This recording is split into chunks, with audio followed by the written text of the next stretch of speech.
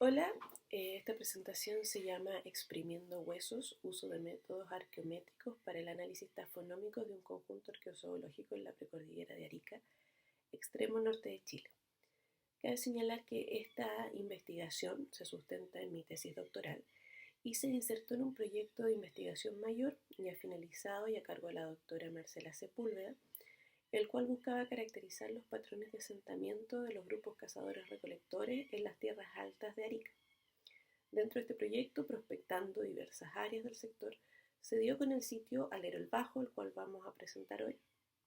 Y este sitio tenía varias particularidades, entre ellas que presentaba un registro arqueozoológico bastante abundante y llamativo. Es por ello que se selecciona. Sin embargo, hay una serie de dificultades que surgen a partir de esto, debido a esta ocupación en alero y a la naturaleza misma de este tipo de contexto. De ahí es que se decide hacer un análisis lo más exhaustivo posible respecto al conjunto arqueozoológico para tratar de reconstruir su historia de formación y poder comprender no solamente la relación humano-animal que se pudo haber dado en este alero, sino también cómo los huesos y el conjunto arqueozoológico aporta en contribuir en la comprensión de los procesos de formación de sitio y los procesos de ocupación. Por ello es que decidimos exprimir al máximo estos antecedentes, analizándolo desde distintas perspectivas y con la mayor variedad de métodos posibles. Bueno, un poco para contextualizar, esto es el extremo norte de Chile,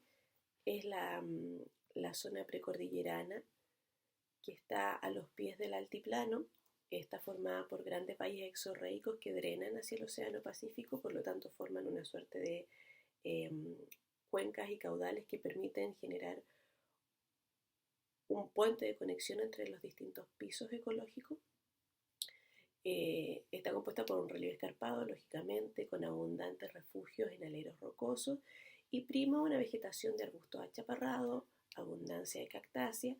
pero también tiene estos recursos hídricos que drenan desde el altiplano hacia el océano, que permiten la vida de fauna bastante abundante. Predominan los camélidos en el sector, también están los cérvidos, las tarucas, mamíferos menores como vizcachas, gatos andinos y una variedad importante de aves y roedores.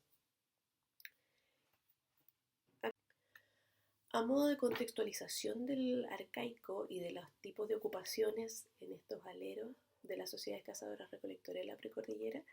tenemos que es un periodo que va más o menos entre el 10.500, ahora se está bajando un poquito al 10.700 antes del presente, al 3.700. Ese sería el periodo arcaico con sus fases tempranas, media y tardía. Se caracteriza, como bien ya señalé, fundamentalmente por un registro lítico bastante frecuente, abundante, muy bien conservado y lo que permitió inicialmente hacer una tipología y diferenciar las frases del arcaico. También está el registro de arte rupestre, caracterizado fundamentalmente por figuras de animales, figuras antropomorfas, zoomorfas, acompañadas en menor medida de figuras antropomorfas. Y lo que más se representan en estas escenas son camélidos eh, mediante figuras de la tradición naturalista, como se ha definido. Luego de este registro lítico también tenemos evidencias frecuentes de ocios animales,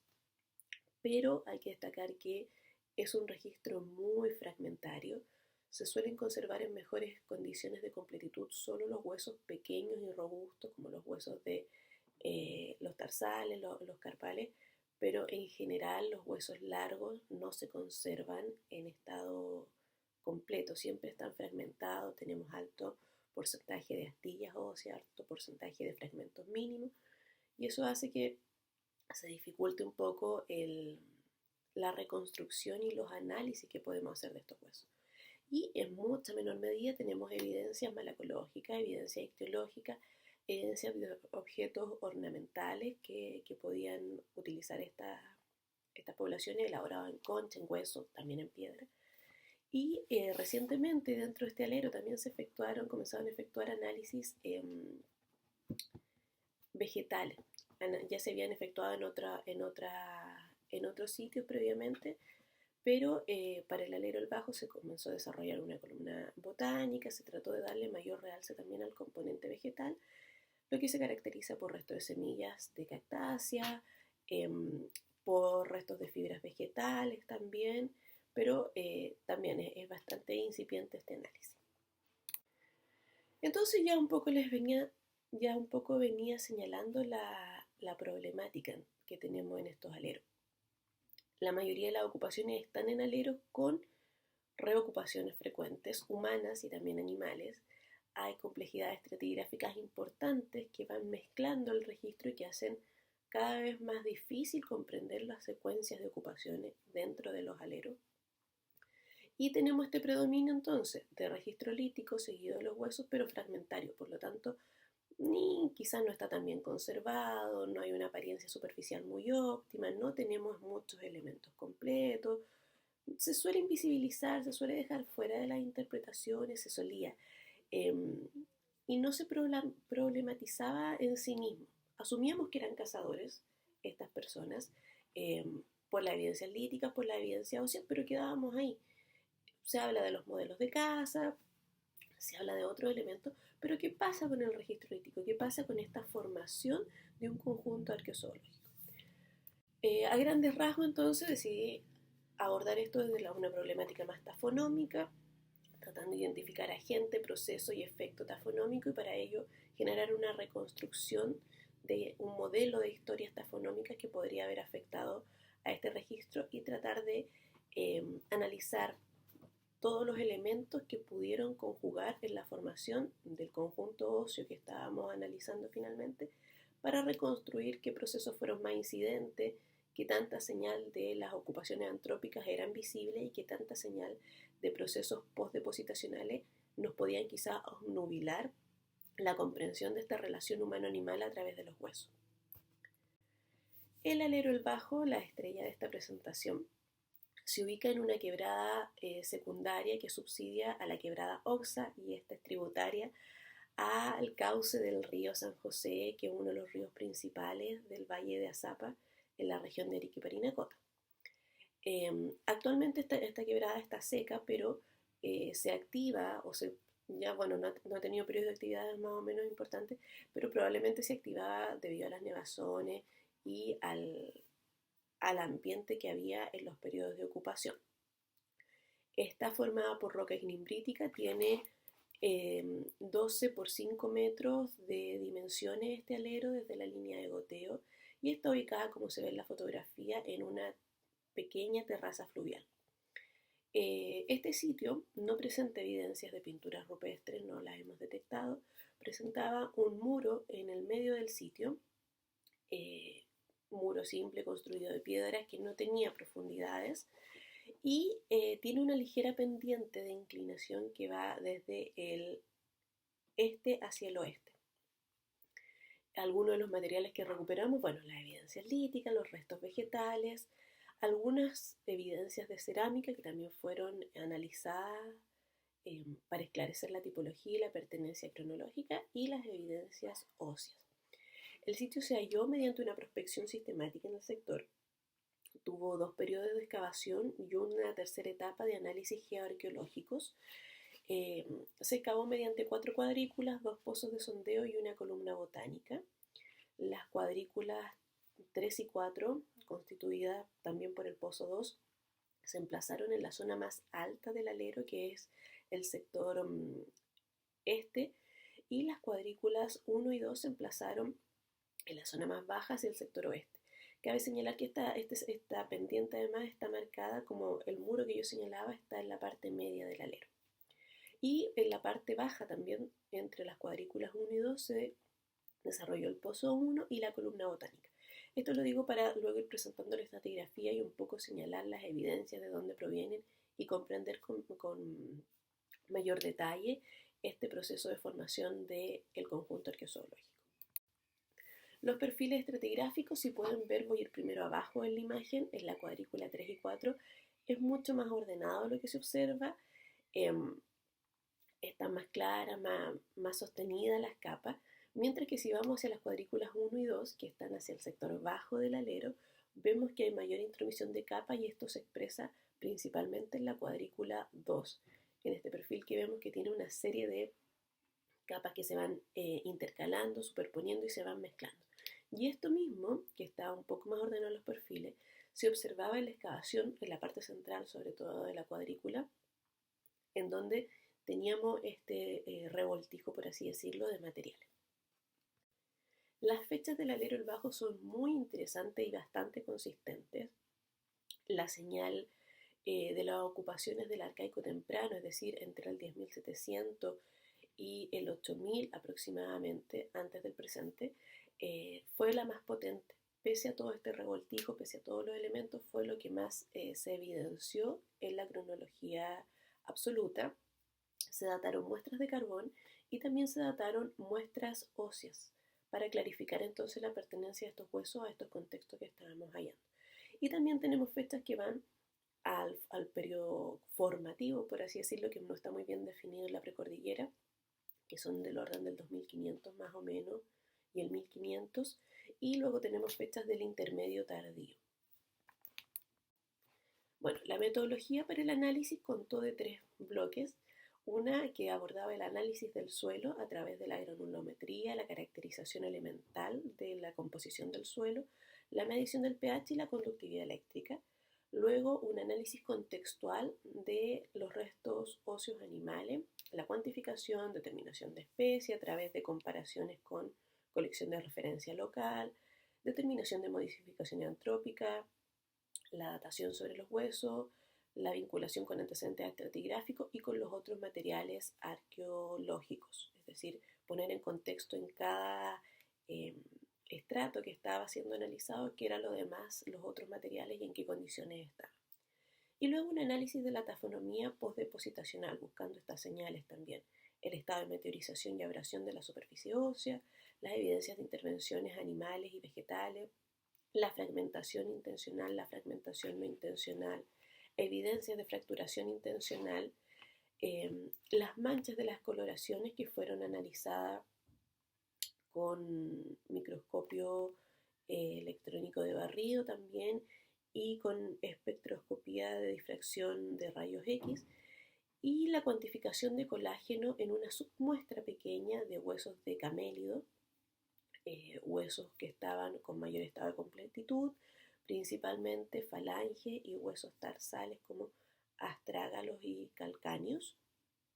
Estos fueron desarrollados en París con la colaboración de Mathieu Le Bon y Élise Dufour en el Museo de El Hombre de París. Y cabe señalar también que los análisis de suelo fueron desarrollados en el Laboratorio de Arqueometría del Museo San Miguel de Azapa con la colaboración del geoarqueólogo de este proyecto que fue Lucas Sitzia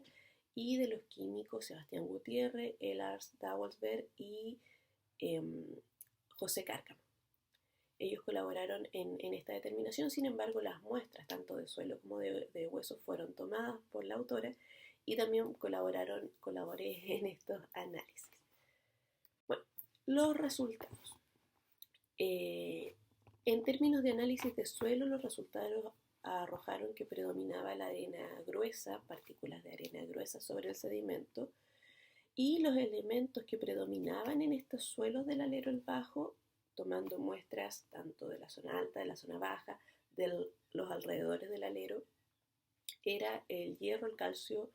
el potasio y el titanio. Y esto se repetía en distintas muestras que estaban provenientes de diferentes cuadrículas y de diferentes niveles de profundidad. En cuanto al pH de los suelos, era un pH predominantemente alcalinos, destaca un poquito más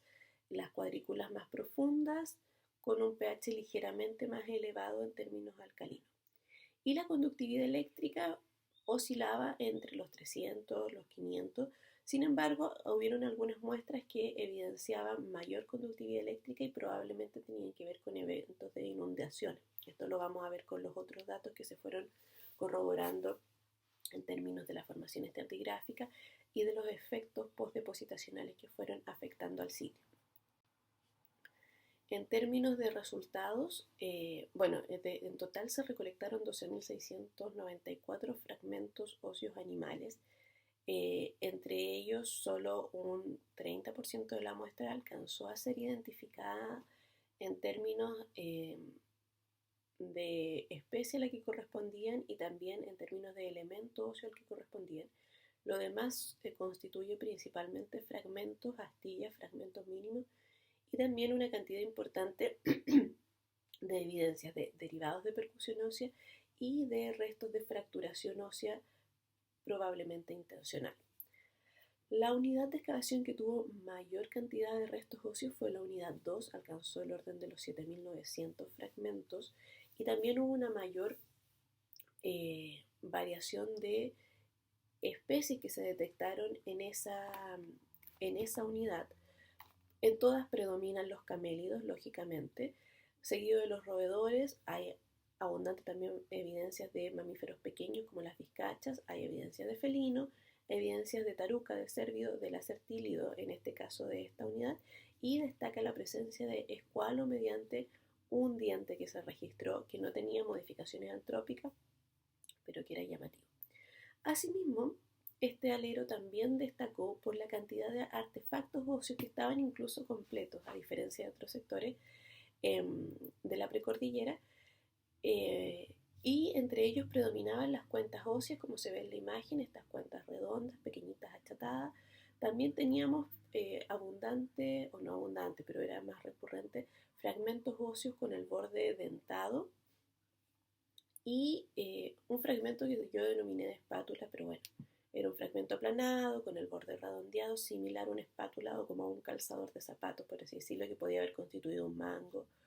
u otro artefacto, y fragmentos de instrumentos abusados. Eso era bien llamativo porque en otras excavaciones de aleros que habían sido sistemáticos no se habían recuperado tantos instrumentos óseos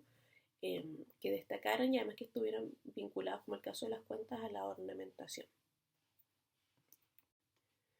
Las marcas antrópicas, para ir como de las evidencias de ocupación hacia el contexto postdepositacional, predominaron lógicamente la termoalteración, principalmente estados de carbonización y de calcinación, y las fracturas intencionales, fracturas principalmente de forma helicoidal, con los bordes parejos, de la misma coloración. También destacaron las huellas de corte y, como bien dije, los derivados de percusión ósea o lascas o láminas. La meteorización y abrasión fue bastante abundante, pero pese a lo que esperábamos debido al nivel de fragmentación y al estado del alero, los estados presentados por Berensmeyer en 1978, que los estados máximos son el 4 y el 5,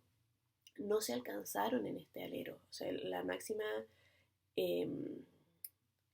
meteorización llegaba al nivel 3 de Berensmeyer, que sí presentó un hueso agrietado, bastante alteración o desgaste de la superficie ósea, pero no era tan frecuente. Mientras que la abrasión, que tiene que ver con el tratamiento de los sedimentos sobre los huesos y cómo estos van interactuando y van modificando la superficie, alcanzó el orden del 50%, fue un poquito más evidente. La fragmentación en hueso seco, fragmentación no intencional, fue lógicamente más recurrente en la cuadrícula 2. Estas grietas irregulares, huesos que se perdían astillas con facilidad, huesos más débiles como los huesos de roedores también que presentan fragmentación, fue más frecuente en esta cuadrícula y en la cuadrícula 4, que es curioso también porque esta estaba emplazada en el sector más alto y menos disturbado. Las marcas de animales, las más frecuentes fueron las marcas de raíces, este patrón dendrítico sobre la superficie ósea, y se manifestó en todas las cuadrículas. Y en la cuadrícula 2 principalmente registramos evidencias de dientes de carnívoro y también de marcas de roedores sobre los huesos. Las manchas de coloraciones fueron de 3 tipos: color negro, color rojo y color verde. Se aplicó entonces los estudios de microscopio electrónico de barrido, de difracción portátil de rayos X, y esto nos permitió clarificar qué elementos estaban predominando dentro de estas manchas. En el caso del color negro, que fueron las más frecuentes, predominó el silicio, el aluminio y el manganeso. Esos fueron los picos que más se destacaron en los análisis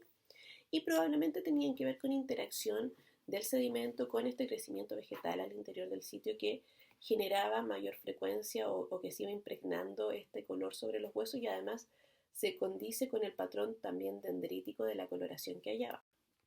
o de precipitación. Mientras que las coloraciones rojas se identificaron solamente en 9 huesos, todos los huesos eran, bueno, acá tenemos el caso de una astilla ósea, pero también eran restos de probablemente artefactos o huesos que están modificados antrópicamente. Y la evidencia, el estudio, perdón, señala que el elemento que predominaba en este color rojo era el silicio y el hierro.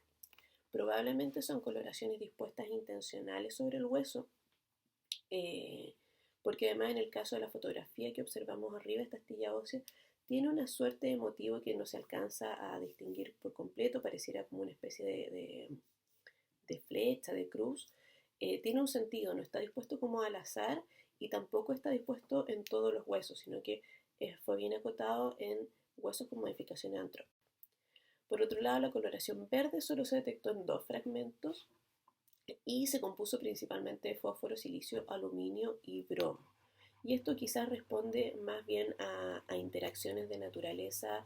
microbiótica con los huesos y el sedimento más que a procesos solo minerales, pero eso no pudimos esclarecerlo mayormente. Los resultados del colágeno se empleó los trabajos de Ambrose de 1990 y de Doverstein et al. En 2007 y se hicieron también en el marco de hacer análisis isotópicos sobre esta muestra. Pasaron los huesos por un proceso de limpieza mecánica, luego un proceso de machacar, fragmentar, liofilizar el colágeno y medirlo de acuerdo al porcentaje que presentaban, poniendo como un umbral de buena rendición desde el 1% hacia adelante. Las muestras en generales que provenían de distintos niveles, principalmente de la cuadrícula 2, arrojaron una buena conservación del colágeno, es decir, entre el 20 y el 25%, que era un poco contrario a lo que esperábamos debido a que estaba este mito un poco respecto a que la superficie ósea estaba mal conservada, por lo tanto los huesos en general, desde su composición orgánica hacia su superficie ya estaban mal conservados y en realidad esta submuestra indicaba que para el caso de estos huesos de camélido no era así. Todos estos datos nos permitieron identificar agentes, procesos y efectos tafonómicos, donde, bueno, prima el sedimento como agente, el agua, las raíces, las plantas, y también los animales y los humanos, y los sismos que probablemente intervinieron en esta movilidad. Uno de los principales procesos tafonómicos y que complicó también y que complica esta construcción estratigráfica y la reconstrucción del registro óseo fue la migración vertical y el desplazamiento de los elementos óseos, que fue favorecido principalmente por escurrimientos de agua que se condicen con la conductividad eléctrica, con el crecimiento vegetacional al interior del sitio, con la evidencia estratigráfica. Y bueno, también ahí influyen lógicamente roedores, las reocupaciones, el pisoteo y los sismos, la caída de fragmentos de roca desde las paredes y el techo del alero y bueno, el mismo movimiento de la tierra. Voy a pasar entonces a explicar un poco en breve esta historia tafonómica y cómo esta serie de análisis y tratar de abordar al específico cada uno de los posibles análisis, esto es una síntesis en realidad de cada uno de los elementos que hay detrás, porque todo esto se hizo cuadrícula por cuadrícula, estrato por estrato, para poder reconstruir qué estaba pasando con los huesos en esta estratigrafía y en este alero. Entonces tenemos las capas superiores y hacia el lado este, que es el lado más elevado del alero, está un poco más ordenado y tenemos ocupaciones formativas y tardías que además están coherentes con las evidencias de cerámica en esa zona. Bien ordenado, el formativo y el tardío arriba y en el estrato de abajo las ocupaciones asociadas al periodo arcaico tardío, también bastante ordenado. Pero si descendemos hacia el lado que estaba más inclinado, que es el lado oeste del alero, ya tenemos la complejidad estratigráfica y ahí cuesta un poco ordenar. Para el extremo oeste, que es la cuadrícula 1, están ocupaciones tardías arriba, luego hay una capa de materiales mezclados, tanto del tardío como del arcaico, es decir, hay evidencias de fragmentos de cerámica con evidencias de puntas líticas del arcaico temprano, revueltas con sedimentos, revueltas con roca, revueltas con raíces, que complica entonces esta identificación y es una capa bastante gruesa, que tiene además eventos de quema, que tenía eventos de hoyos, Y por otro lado tenemos una capa más tenue, bien delgadita, que sería este rectángulo de borde naranja, donde se identifican las ocupaciones asociadas al arcaico temprano, que está mucho más organizada y con mucho menos intromisión de cerámicas, por ejemplo, o de dificultades estratigráficas. Pero el grueso era esta capa de materiales revueltos que pudimos ir fechando huesos, por ejemplo, y pudimos ir ordenando rasgo a rasgo y comprender que pese a este revoltijo que se pudo haber provocado por el escurrimiento de agua al interior del alero, por la intromisión de roedores y otros animales, por el pisoteo y la reocupación, por la posibilidad de que las personas que reutilizaron el alero hicieron hoyos para acumular la basura o con otros fines, y también por los mismos terremotos. Pese a eso, la señal del arcaico temprano de las ocupaciones de los primeros cazadores recolectores en este sector era aún más potente. Y esto entonces nos permitió proponer que la historia tafonómica en este sector de Muyipungo está condicionada por varios elementos ambientales principalmente, escurrimientos de agua, las lluvias, las nieves, las variaciones climáticas que también fragmentan mucho los huesos. La composición estratigráfica y la composición del sedimento influyó considerablemente sobre el estado del registro óseo, el crecimiento vegetal, los animales, pero también la presencia o la evidencia de la señal antrópica y la ocupación de los cazadores recolectores no pudo ser obliterada completamente por todos estos procesos postdepositacionales. Y ese es un gran avance que nos permite en la posterioridad esclarecer eh, cómo vamos a, o sea, qué tanto estamos viendo, si bien hay una serie de eventos postdepositacionales complejos que nos van a dificultar comprender la secuencia ocupacional del sitio y la formación del registro arqueozoológico, pero esta señal sigue siendo potente, sigue siendo frecuente y nos permite también comprender o definir ciertos elementos que indiquen la relación humano-animal, en este caso con el registro arqueozoológico. Como conclusiones, y para ir cerrando, se pudo identificar agente proceso de efecto tafonómico, lo cual es una temática no explorada previamente en estos contextos de precordillera para los cazadores recolectores. Se permitió estimar eventos antrópicos y no antrópicos y cuáles fueron más incidentes en ambos casos respecto a la formación del registro y respecto al consumo o relación de los animales con las personas. Se destaca la importancia de considerar las particulares del entorno ambiental actual, los antecedentes paleoambientales y la formación del sitio para interpretar estos conjuntos, y también cómo estos datos ayudan a la interpretación de la formación del sitio y de la ocupación de este espacio. Es importante realzar entonces una interpretación que busque utilizar diferentes proxies, ya sea para abordar de distintas maneras un mismo material, un mismo registro, pero también cómo podemos conjugar todos estos registros o estas evidencias materiales para construir un sitio y así ir armando este puzzle de Lego a espacios más macros. Esta análisis también permitió informar sobre procesos ambientales y climáticos antiguos a menor escala, es decir, qué estaba pasando en esta cuenca de Muyipungo y, y contribuir a esta interpretación de un espacio más macro de la zona centro-surandina. Y con esto también queremos remarcar que pese a lo fragmentario, pese a la apariencia desgastada, pese a la tendencia a minimizar un poco el registro arqueozoológico, existe información muy valiosa que podemos extraer de él, que podemos exprimírsela y que nos permite comprender la ocupación en contextos cazadores-recolectores, como fue este caso de estudio, o en sitios de altura en los Andes. Entonces, también es una invitación a no dejarlo siempre de lado, sino que ir incorporando paso a paso, porque